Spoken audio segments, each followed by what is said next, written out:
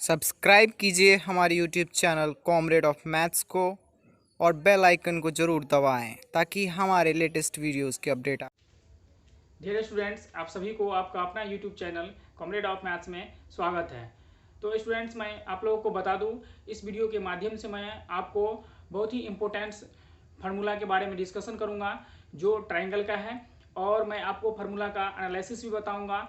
जैसे कि आप सभी को पता है कि बिना चक्का का गाड़ी नहीं चल सकता है, उसी प्रकार से बिना फार्मूला का आप मैथ में एक कदम भी आगे नहीं निकल सकते हैं। तो फार्मूला का बेसिक जानकारी आपको होना ज़रूरी होता है। तो मैं इस वीडियो के माध्यम से आपको बहुत ही समझिए तो ट्रिकी मेथड से और आपको फार्मूला एनालिसिस करना बताएंगे और फार्मूला निकालना बताएंगे। तो आप इस वीडियो को शुरू से लास्ट तक जरूर देखिएगा। तो मैं स्टार्ट करता हूँ। समकोण त्रिभुज बताता हूँ पहले आपको। समकोण त्रिभुज हमने बताया था, और मैंने एक चीज़ इसमें छोड़ दिया था समकोण त्रिभुज में, पाइथागोरस थ्योरम। क्या छोड़ दिया था? Pythagoras theorem. तो मैं अभी आपको पहले समकोण त्रिभुज बताता हूँ और समकोण त्रिभुज में पाइथागोरस थ्योरम समझाता हूँ। देखिए, ये एक समकोण त्रिभुज हो गया। समकोण त्रिभुज किसको कहते हैं? जिसका एक कोण समकोण होता है, यानी 90 डिग्री का होता है। और समकोण बनाने वाले जो भुजा होता है, समकोण के सामने वाला भुजा जो होता है वो क्या होता है? कर्ण होता है। समझ गए?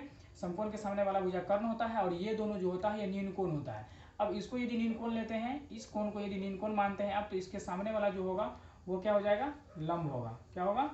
इसके सामने वाला लंब हो जाएगा, और जो बच गया छोटा सा भुजा वो क्या हो जाएगा? आपका आधार हो जाएगा। आपको क्या समझना है? आपको इसमें हम ये समकोण त्रिभुज हमने बताया था, फिर इसलिए लिखा क्योंकि आप हमको समझाना है आपको पाइथागोरस थ्योरम। क्या समझाना है? Pythagoras theorem. देखिए, पाइथागोरस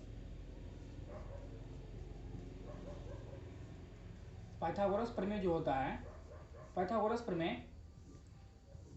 प्रमेय कहता है कि किसी समकोण त्रिभुज में कर्ण का स्क्वायर, समकोण त्रिभुज में कर्ण का स्क्वायर, पाइथागोरस थ्योरम ये कहता है कर्ण का स्क्वायर समकोण त्रिभुज में, पाइथागोरस थ्योरम समकोण त्रिभुज में कहता है कर्ण का स्क्वायर बराबर बराबर लंब का स्क्वायर प्लस आधार का स्क्वायर। ये पाइथागोरस थ्योरम कहता है। समझ गए? किसी समकोण त्रिभुज में कर्ण का स्क्वायर जो होगा वो लंब के स्क्वायर प्लस आधार का स्क्वायर होगा। इसी में कभी कभी आपको क्या दे देगा? कर्ण दे देगा, आधार दे देगा, लंब बोल देगा निकालने के लिए। सिंपल सी इसको आप एक्सचेंज कर लीजिएगा। जैसे यदि हमको कर्ण सिर्फ निकालना है तो कर्ण बराबर यदि लिखें तो ये हो जाएगा रूट अंडर लंब का स्क्वायर प्लस आधार का स्क्वायर। समझ गए? इसी प्रकार से कभी कभी आपको कर्ण दिया है, लंब आधार दिया है, लंब बोल दिया निकालने के लिए, तो इस फार्मूला से आप उसी प्रकार से यदि हम लंब की बात करें तो देखिए लंब यहाँ से यदि लंब की बात करें तो लंब बराबर ये आधार इस साइड चला जाएगा तो कर्ण में से माइनस हो जाएगा। तो डायरेक्ट हम यदि लंब का फार्मूला लिखें तो लंब बराबर हो जाएगा आपका अंडर रूट कर्ण का स्क्वायर, अंडर रूट कर्ण का स्क्वायर माइनस आधार का स्क्वायर, आधार का स्क्वायर। तो लंब का फॉर्मूला आपको याद रखना है, कर्ण का स्क्वायर माइनस आधार का स्क्वायर। अब हम आधार का स्क्वायर बराबर आधार का फॉर्मूला लिखें तो आधार का बराबर कर्ण माइनस लंब। इसी प्रकार से यदि आधार लिखें तो आधार का जो फॉर्मूला हो जाएगा, आधार का फॉर्मूला हो जाएगा रूट अंडर कर्ण का स्क्वायर। अब एक चीज़ देखते होइएगा कि दोनों में कॉमन क्या है? कॉमन में ये है कि कर्ण स्क्वायर में से ही आधार स्क्वायर घट रहा है और लंब स्क्वायर घट रहा है। यदि आधार निकालना है तो कर्ण स्क्वायर माइनस आधार स्क्वायर, आधार निकालना है तो कर्ण स्क्वायर माइनस लंब स्क्वायर। तो ये आपको समझना है। तो क्या समझना है? अब दोनों में देखिए आप, कर्ण दोनों में कॉमन है। यदि लंब निकालें तो यहाँ पे आधार हो जाएगा, यदि आधार निकालें तो यहाँ पे लंब हो जाएगा। तो ये बात आपको समझना है। तो इतना आपको ये जो है ये फंडा पाइथागोरस थ्योरम का है। अब आपको हम एक चीज़ बताते हैं, ये जो त्रिभुज का क्षेत्रफल है, त्रिभुज का क्षेत्रफल जो 5th क्लास के बच्चे को भी पता होगा, ये फॉर्मूला लगाना है। सिंपल सी त्रिभुज के यदि आधार और लंबाई दिया हुआ रहता है तो 1/2 आधार गुने शेष लंब निकालते हैं। 1/2 आधार गुने शेष लंब पे हम क्या कर लेते हैं? निकाल लेते हैं। समझ गए? तो इसमें इसी फॉर्मूला का यूज करके हम आपको क्या करेंगे, जितना भी त्रिभुज होता है, जैसे समबाहु त्रिभुज हो गया, समद्विबाहु त्रिभुज हो गया, समकोण समद्विबाहु त्रिभुज हो गया, तो इसमें इसी फॉर्मूला का यूज करके हम सारा का क्या बताएंगे? क्षेत्रफल और परिमाप आपको बताएंगे। तो समझिए यहाँ से कभी या ऊंचाई को सिसलम को कभी कभी क्या लिख देता है, सिसलम को कभी कभी ऊंचाई भी लिख देता है। तो आपको समझना है, समझ गए, ऊंचाई भी लिख देता है। तो इसमें समझिए सबसे पहले हम बात करें समबाहु त्रिभुज की। कौन सा त्रिभुज की? समबाहु त्रिभुज का। समबाहु त्रिभुज आपको पता होगा, सम जोड़ बाहु, सम मतलब बराबर, बाहु मतलब भुजा। वैसे त्रिभुज जिसका तीनों भुजा आपस में क्या हो, बराबर लंबाई की हो, उसे समबाहु त्रिभुज कहते हैं। जैसे ये हो गया ए बी सी। तो इसमें बात करें समबाहु त्रिभुज में, तो समबाहु त्रिभुज में जो होता है ए बी बराबर बी सी बराबर ए सी। यदि हम इसको ए सेंटीमीटर मानेंगे तो ये भी हमारा कितना हो जाएगा, ए सेंटीमीटर, और ये भी कितना हो जाएगा, ए सेंटीमीटर। अब आपको पता करना है कि समबाहु त्रिभुज का क्षेत्रफल क्या होता है, समबाहु त्रिभुज का परिमाप क्या होता है। तो समझिए पहले क्षेत्रफल के बारे में बात करें हम, समबाहु त्रिभुज का क्षेत्रफल क्या होता है। क्षेत्रफल के बारे में बात करें तो समबाहु त्रिभुज का क्षेत्रफल जो होगा वो आपको इसी प्रकार से लिखना है। समबाहु त्रिभुज का क्षेत्रफल क्या होगा, 1/2 आधार, आधार कितना है इसका ए, समझ गए। अब 1/2 आधार गुने शीर्षलम, तो शीर्षलम तो इसमें दिया नहीं है।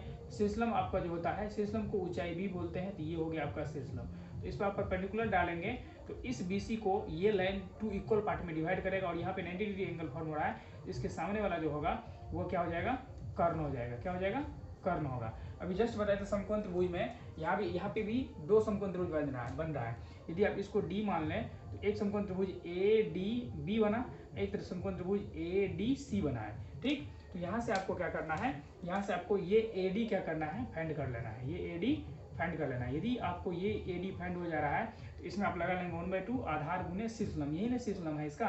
तो देखिए हम समकोण त्रिभुज किसमें, हम यहाँ पे बात कर लेते हैं समकोण त्रिभुज, समकोण त्रिभुज ADC में, ADC में, समझ गए। तो इसमें बात करें तो ये यदि यहाँ पे 90 डिग्री बना तो इसके सामने वाला कर्ण हो गया, और ये जो हो जाएगा ये आपका आधार हो जाएगा, ये क्या हो जाएगा, आधार हो जाएगा, और ये जो है ये लंब हो जाएगा। क्या हो जाएगा, लंब हो जाएगा।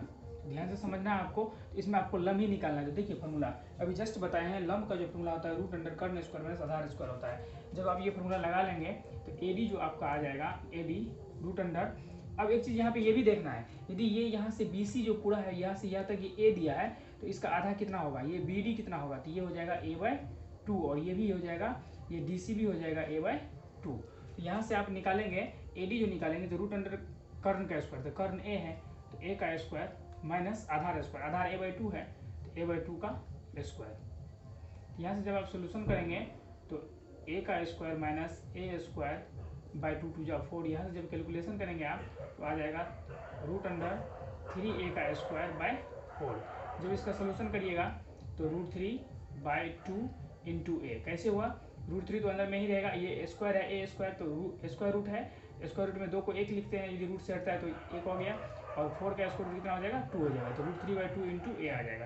तो ये आपका क्या आया, AD आया। क्या आया, AD आया। तो यहाँ से आप क्या, AD यही ना था, लंब या शीर्षलम जिसको बोलेंगे, शीर्षलम या ऊंचाई, तो 1/2 आधार, आधार तो A था, इंटू शीर्षलम, शीर्षलम कितना आया यहाँ से AD, √3/2 इंटू A, ठीक। जब इसका सोल्यूशन करेंगे आप तो यहाँ से जो आप देखेंगे, ये यहाँ से जो देखेंगे आप क्षेत्रफल, यहाँ से क्षेत्रफल कितना आ जाएगा, समबाहु त्रिभुज का क्षेत्रफल, ये 2 को 2 से मल्टीप्लाई हो जाएगा तो 1/4, ये A और A स्क्वायर, तो 1/4 इधर कितना आ गया, √3 इंटू A को गुणा करेंगे तो A स्क्वायर।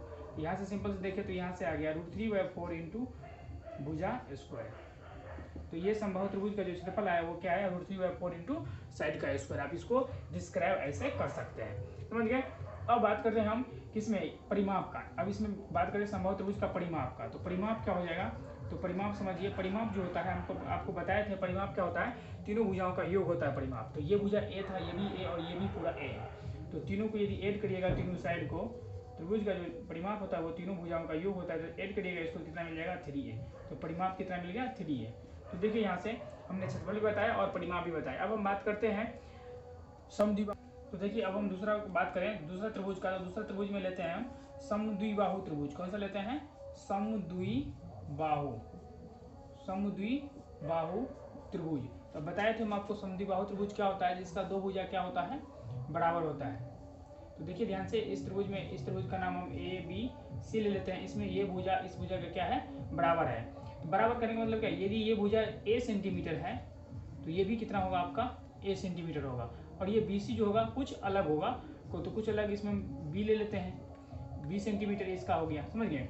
जिस प्रकार से हम इस फार्मूला का यूज करके समबाहु त्रिभुज का क्षेत्रफल निकाले थे, उसी प्रकार से इसी फार्मूला का यूज करके इसका भी क्षेत्रफल हम निकालेंगे, समद्विबाहु त्रिभुज का क्षेत्रफल। तो देखिए इसमें इसका जो क्षेत्रफल हो जाएगा इसी फार्मूला से निकालेंगे 1/2।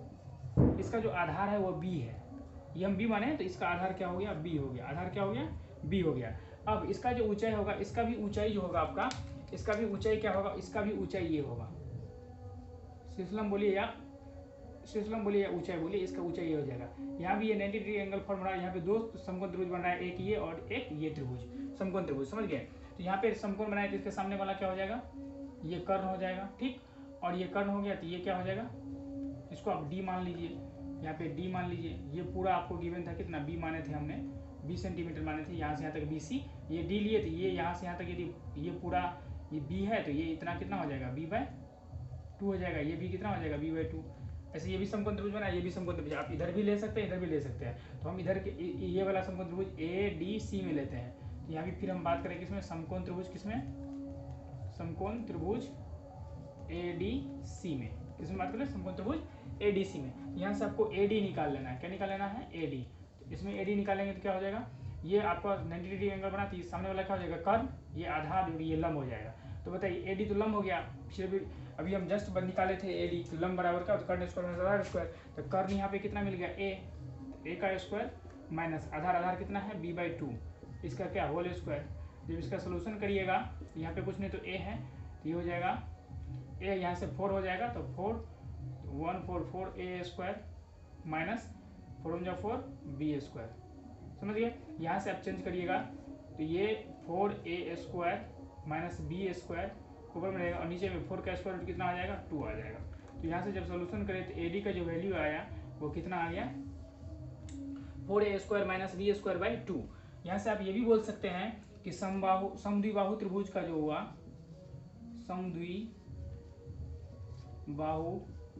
त्रिभुज का जो शीर्षलंब होता है या ऊंचाई होता है, शीर्षलंब या ऊंचाई होता है, वो कितना होता है, √4A स्क्वायर माइनस B स्क्वायर/2 होता है, ठीक। यहाँ से भी याद रखिए। अब क्षेत्रफल की बात करें तो क्षेत्रफल में क्या होता है, 1/2 आधार तो B था इंटू शीर्षलंब। तो शीर्षलंब क्या है आपका, देख लीजिए यहाँ पे कितना है, शीर्षलंब आपका हो गया √4A स्क्वायर माइनस B स्क्वायर/2। जब इसका आप कैलकुलेशन करेंगे, टोटल फैमिली कैलकुलेशन करेंगे, तो फैमिली कैलकुलेशन का कितना हो जाएगा, 1/2 B, 1/2 ये 2 जो 4 हो जाएगा, मल्टीप्लाई 2 2 जा 4, तो ये 1/4 B into √4A square minus B square. देखिए रटने से आपको ज़्यादा बेटर है कि आप समझ लीजिएगा, तो रटने का जरूरत नहीं पड़ेगा। आप इजली मेथड से क्या कर सकते हैं, यदि आप भूल भी जाते हैं तो आप क्या कर सकते हैं, फाइंड आउट कर सकते हैं। तो यहाँ से समद्विबाहु त्रिभुज का जो क्षेत्रफल आया वो क्या आ गया, 1/4 B into √4A square minus B square, समझ गए। तो यहाँ से ये समद्विबाहु त्रिभुज का क्षेत्रफल हुआ, ये समद्विबाहु त्रिभुज का आपका शीर्षलंब हो गया। आप समद्विबाहु त्रिभुज का क्या बात करें, परिमाप का, तो समद्विबाहु त्रिभुज का जो परिमाप हो जाएगा, समद्विबाहु त्रिभुज का परिमाप, तो इसका जो परिमाप होगा, जिस प्रकार से आप जानते हैं किसी भी त्रिभुज का जो परिमाप निकालना तीनों भुजाओं का योग होता है। इसमें तीनों भुजाओं का योग करिएगा तो ये पहला भुजा हो गया A, ये भी A है, और ये भुजा कितना मिल गया, B। जब इसको ऐड करिएगा कितना हो जाएगा, A और A 2A प्लस B। इसका जो परिमाप होगा, समद्विबाहु त्रिभुज का परिमाप होगा, वो कितना हो जाएगा, 2A प्लस B हो जाएगा, ठीक। तो यहाँ से हमने क्षेत्रफल भी बताया आपको, समद्विबाहु त्रिभुज का शीर्षलंब भी बता दिए और परिमाप भी बता दिए। तो ये आपका परिमाप मिल गया। थर्ड नंबर में बात करें समकोण समद्विबाहु त्रिभुज, समकोण समद्विबाहु त्रिभुज का। अब देखिए समकोण समद्विबाहु त्रिभुज जो होता है वो क्या होता है, पहले समझिए। समकोण भी बनेगा और समद्विबाहु भी होगा। समकोण मीन्स क्या, एक कोण कितना होगा, 90 डिग्री का होगा और दो भुजा इसमें बराबर होगा। समद्विबाहु आपको तो पता होगा, कर्ण जो होता है वो सबसे बड़ी भुजा होता है किसी भी त्रिभुज में, है ना। तो कर्ण सबसे बड़ी होता है, तो इसमें दो बराबर भुजा जो होगा वो कौन होगा, ये भुजा होगा और ये भुजा होगा। दो बराबर भुजाओं में से कर्ण तो बराबर होगा नहीं किसी का, कर्ण सबसे बड़ी भुजा होता है, तो इसमें आधार और ये लंब को क्या करना पड़ेगा, आपको बराबर करना पड़ेगा। तो ये और ये भुजा क्या हो जाता है, बराबर होता है। आपको मान लेना है ये जो हमारा है वो a सेंटीमीटर है और ये भी हमारा कितना है a सेंटीमीटर है। ठीक, तो यहाँ से देखिए तो ये a सेंटीमीटर, ये भी a सेंटीमीटर, तो ये हमारा क्या होता है, कर्ण होता है, क्योंकि 90 डिग्री के सामने वाला जो होता है वो कर्ण होता है। तो ये कितना निकल के आ जाएगा, तो आपको पता होगा जो पाइथागोरस थ्योरम से, तो ये निकल के आ जाएगा कितना। तो हम बात करते हैं इसमें, इसका कर्ण की बात करें तो समकोण समद्विबाहु त्रिभुज में जो कर्ण होता है वो कर्ण होता है इसका स्क्वायर प्लस इसका स्क्वायर। तो इसका स्क्वायर करें तो a का स्क्वायर प्लस यहाँ भी a का स्क्वायर, तो यहाँ से कितना मिल गया, a को a और a स्क्वायर को जोड़ेंगे तो 2a स्क्वायर। तो यहाँ से देखिए रूट 2 तो रूट में ही रहेगा, लेकिन ये a स्क्वायर है तो रूट से बाहर हो जाएगा, तो √2 इंटू ए। तो आपको क्या पता चला यहाँ से पता चला कि समकोण समद्विबाहु त्रिभुज में जो कर्ण होता है वो कितना होता है, √2 इंटू ए होता है। अब हम बात करें इसमें समकोण समद्विबाहु त्रिभुज का जो क्षेत्रफल होता है वो क्या होता है। समकोण समद्विबाहु त्रिभुज का जो क्षेत्रफल होता है वो क्या होता है, देखिए तो क्षेत्रफल की बात करें किसका, समकोण समद्विबाहु त्रिभुज का, समकोण समद्विबाहु त्रिभुज का, तो समकोण समद्विबाहु त्रिभुज का क्षेत्रफल, इसका क्षेत्रफल की बात करें देखिए इसमें यही इसका हाइट हो जाएगा, ये इसका हाइट हो जाएगा और ये इसका बेस हो जाएगा। तो इसका क्या हो गया 1/2 आधार भी a है और बेस भी कितना है a है। तो समकोण समद्विबाहु त्रिभुज का जो क्षेत्रफल आ जाएगा वो a half into A square हो जाएगा। देखिए कितना इंपॉर्टेंट है, तो यहाँ से आपको रटना नहीं है, समझना है। समकोण समद्विबाहु त्रिभुज का जो क्षेत्रफल होता है वो हाफ इंटू ए का स्क्वायर होता है। अब इसका परिमाप की बात करें किसका, समकोण समद्विबाहु त्रिभुज का परिमाप, तो परिमाप की बात करें तो तीनों भुजाओं का योग, तो ये अभी हम जस्ट निकाले हैं, कितना निकला है, √2 इंटू ए निकला है। अब परिमाप हम बताए थे आपको तीनों भुजाओं का योग होता है, तो ये भुजा कितना है a और ये भुजा कितना है √2 a और ये भुजा कितना है a है। जब आप दोनों को जोड़िएगा, तीनों को जोड़िएगा तो कितना मिल जाएगा a ये हो गया 2a प्लस √2a। इसको मैं ऐसे भी लिख सकते, दोनों में कॉमन क्या है, a कॉमन है, तो यहाँ से 2 प्लस √2, समझ गए। तो यहाँ से परिमाप कितना निकल गया 2 इंटू a इंटू 2 प्लस √2। तो ये आपका समकोण समद्विबाहु त्रिभुज का ये क्षेत्रफल था। अब हम आपको बात करते हैं अलग अलग प्रकार के त्रिभुज के बारे में। जिस प्रकार की हमने बताया आपको, ये इसमें समकोण समद्विबाहु त्रिभुज, समद्विबाहु त्रिभुज, समबाहु त्रिभुज, इस सारे के बारे में क्षेत्रफल बता दिए कैसे निकालते हैं। अब हम बात करेंगे ह्यूरोन्स फार्मूला का। त्रिभुज का क्षेत्रफल जो होता है वो ह्यूरोन्स फार्मूला में क्या होता है, ह्यूरोन्स सूत्र में क्या होता है वो देखिए, वो भी त्रिभुज का क्षेत्रफल ही होता है। तो देखिए अब हम बात करेंगे ह्यूरोन्स सूत्र की। ह्यूरोन सूत्र, देखिए ह्यूरोन सूत्र भी कुछ इस प्रकार से ही होता है, त्रिभुज का क्षेत्रफल ही होता है, उसमें भी आपको ध्यान पे रखना है। ह्यूरोन सूत्र जो होता है, कोई ट्रायंगल ले लीजिए, ये ट्रायंगल हमने ले लिए, इसका नाम A, इसका नाम B और ये C। आपको ध्यान रखना होगा कि जो A लिए हैं उसके सामने का जो साइड होगा वो स्मॉल a होगा, और जो B लिए हैं उसके सामने का साइड जो होगा वो क्या होगा स्मॉल b, और ये जो C लिए हैं इसके सामने का जो साइड होगा वो स्मॉल c होगा। ठीक, इतना ध्यान पे रखना है। अब आपको ये ध्यान पे रखना होगा कि ये जो दिया है ना ये A, ये इसके सामने का भुजा हुआ A, ठीक, और C जो ये दिया है ये इस C कोण के सामने का, और ये B जो दिया है ये B कोण के सामने का। ध्यान से समझिए। तो यहाँ से जो निकालेंगे ह्यूरोन्स सूत्र में हम त्रिभुज का क्षेत्रफल कैसे निकालते हैं। ह्यूरोन्स सूत्र में त्रिभुज का क्षेत्रफल, यहाँ से देखिए त्रिभुज का क्षेत्रफल ह्यूरोन्स फार्मूला से त्रिभुज का जो क्षेत्रफल होता है वो क्या होता है वो समझिए। तो ह्यूरोन्स फार्मूला में त्रिभुज का जो क्षेत्रफल होता है वो आपको ध्यान पे रखना है। इसमें सबसे पहले इसका क्षेत्रफल निकालने से पहले आपको क्या निकालना पड़ता है, इसका परिमाप निकालना पड़ेगा। जैसे इसका परिमाप बोले तो इसका परिमाप क्या हो जाएगा, परिमाप या परिमिति, इसका जो परिधि या परिमाप हो जाएगा वो कितना हो जाएगा a plus b plus c, समझ गए। तो ये निकाल लिया हमने, ये तो परिमाप हुआ, लेकिन इसमें आपको क्षेत्रफल निकालने से पहले इसको अर्ध परिमाप निकालना पड़ेगा, जिसको बोलते हैं सेमी पेरीमीटर, अर्ध परिमिति। इसको हम किससे दिखाते हैं, s से दिखाते हैं, जो कि s बराबर होता है a plus b plus c by 2। समझ गए। ए बी सी क्या है, ये त्रिभुज के भुजा, जो तीन भुजा दिया हुआ है त्रिभुज का वो है ए बी सी, समझ गए। तो एस निकालना है आपको पहले, तो एस का जो फॉर्मूला होता है वो a plus B plus C by 2 होता है। ये ध्यान पे रखना पड़ेगा आपको, ठीक। अब तो त्रिभुज का क्षेत्रफल की बात करें तो त्रिभुज का जो क्षेत्रफल होगा, त्रिभुज का क्षेत्रफल किस फॉर्मूला से, हीरोन्स फॉर्मूला से, किस फॉर्मूला से, हीरोन फॉर्मूला से, हीरोन सूत्र से, हीरोन सूत्र से, हीरोन सूत्र से, हीरोन सूत्र से जो फॉर्मूला होता है वो होता है root under S into S minus A S minus B S minus C. ये ध्यान पे रखना है आपको। अब एस क्या है पता चल गया होगा, एस क्या है, एस आपका है एस सेमी पेरीमीटर। देखिए यहाँ पे अर्ध परिमिति, अर्ध परिमिति एस है a plus B plus C by 2। तो ये आपका हीरोन्स फॉर्मूला का यूज करके जो त्रिभुज का क्षेत्रफल होता है वो होता है S into S minus A S minus B S minus C. अब हम बात करेंगे कोऑर्डिनेट ज्योमेट्री में जो त्रिभुज का क्षेत्रफल पूछता है उसका, तो उसमें क्या करना है, उसमें भी आपको क्या दिया रहता है, उसमें त्रिभुज का शीर्ष दिया रहता है। क्या दिया रहता है, त्रिभुज का शीर्ष दिया रहता है।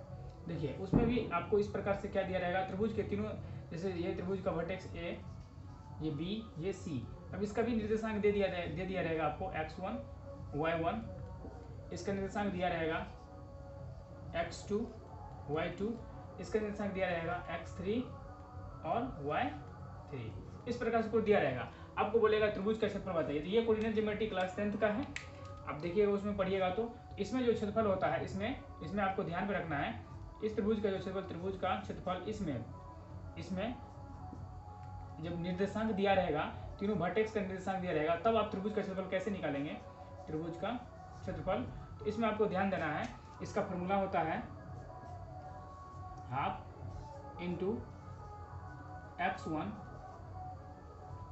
y2 minus y3 plus x2 y1 y3 minus y3 minus y1 plus x3 y1 minus y2। ये इसका फॉर्मूला होता है, समझ गए। तो इसका फॉर्मूला आपको याद रखना है। क्या होता है, देखिए इसको ट्रिक कैसे याद रखेंगे, इसका ट्रिक आपको हम बना देते हैं। ट्रिक ऐसे याद रखेंगे, इसमें देखिए y वाला में है, y वाला में कितना 23, y वाला में 23, यहाँ पे देखिए कितना, y वाला में 31, और यहाँ पे देखिए y वाला में कितना 12, y वाला में कितना 12। तो इसका ट्रिक आप ऐसे याद रखेंगे 23 31 12, 23 31 12।